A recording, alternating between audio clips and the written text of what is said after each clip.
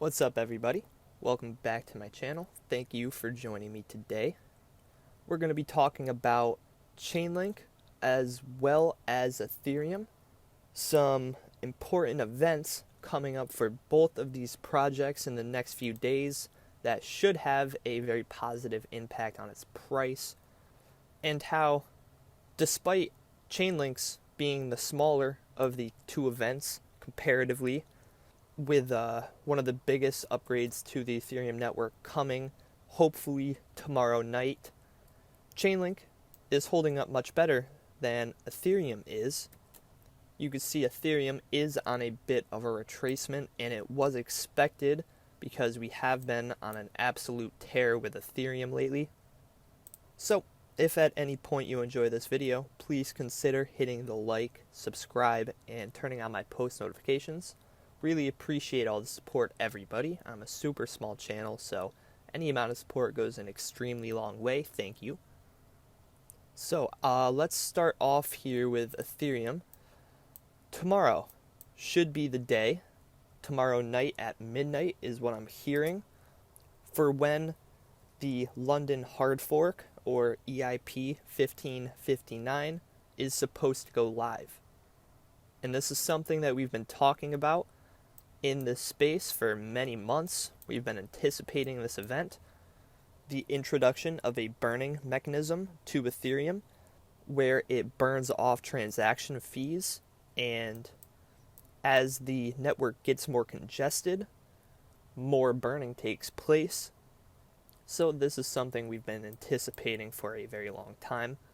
And I've said this, I've heard many other people say this, we might not necessarily see a pump right after EIP-1559 happens. The thing with these kind of upgrades is it takes a while for the effects of the burning to actually be seen. And considering that 12 out of the last 14 daily candles for Ethereum have been green, and at its peak we saw a 51% increase in Ethereum's price in just 13 days, we may see further pullback from Ethereum here. And honestly, I would much rather that we're essentially just cooling off as this EIP-1559 gets rolled out. I would rather see that than a little fake out pump leading up to the release, followed by the correction that we most certainly need. Honestly, I think it is better for Ethereum if we're cooling off as this thing gets rolled out, and then we get to see the fruits of its labor later. Now, some significant support levels to be looking for in this retracement here. I have two Fibonacci retracements pulled up from two different swing lows, from this one right here at 2152 and right here at 2000. And what I'm doing here is I'm looking for confluence between the two Fibonacci levels. As you can see, these two Fibonacci levels line up pretty nicely, and you can see it was resistance, and then breakthrough flipped into support here. Now it is strong support over here. We'll have to see if that level holds. Another key area to watch is these two lines right here at about 2360, 2350. And then the most important ones down here is this 0.786 and the 0.618 levels at 2260. This is very strong support. So that's just some targets for this Ethereum retracement. I don't know if we have to come down to these farther levels. I just think we need to cool off for a day or two, considering how much Ethereum has been pumping the last couple days. Now jumping over to Chainlink. Looks like Chainlink is looking to set a new swing high here. It is behaving very differently than Bitcoin and Ethereum. It has kind of had a more slow, methodical move up here. We are not seeing very much retracement from Chainlink at all, and that's kind of surprising because Chainlink has just pumped up 80% from its swing low of $13.33. And I believe one of the reasons for so much excitement in the Chainlink community. Obviously, aside from the excitement that's already there from how much work Chainlink is doing, how many partnerships they have, what they're providing to the space. But we also have a very big event coming up for Chainlink, and that is the Smart Contract Summit #1. You may have heard people talking about it on Twitter, otherwise known as Smartcon. And this is just essentially going to be a public meeting, a discussion. Some of the largest names in this space are going to be discussing smart contracts, DeFi, NFTs, and blockchain industry as a whole.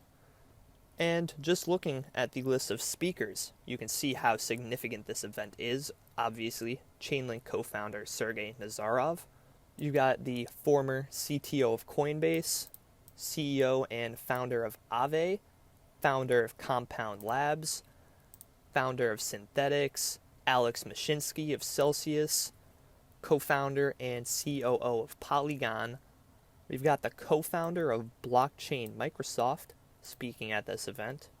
I mean, there is just an endless list of large name speakers at this event. The way I see it, it's essentially going to be like the Bitcoin conference, but for DeFi. And the Chainlink community has been very excited for this event. And I believe that is being shown in the price action as Chainlink looks to push for higher highs in this move. Now, if Bitcoin continues to fall, if Ethereum and Bitcoin continue this retracement, maybe we could see Chainlink stall out here, possibly look for a little bit of a retracement. But this event coming up on Thursday, I believe it is, the day after EIP-1559, so August 5th through 7th. There's a lot of hype leading up to this conference, and it is being shown in the Chainlink price. So, what are some of my predictions for this upcoming week? Well, I would love to see Chainlink continue to move upwards, continue to perform well. That is essentially reliant on Bitcoin, though. If Bitcoin continues to drop lower, continues to test some of these lower support levels, we could see Chainlink and Ethereum stall out a little bit. You're already seeing it with Ethereum. And I just like to think of this as we're pulling back the rubber band. The more Chainlink cools off down here, the more it drops down, the bigger the liftoff is going to be when the hype from EIP-1559 finally settles in. This, in my opinion, is a much better scenario than simply getting a pump and then a sell the news type scenario where we immediately come back down.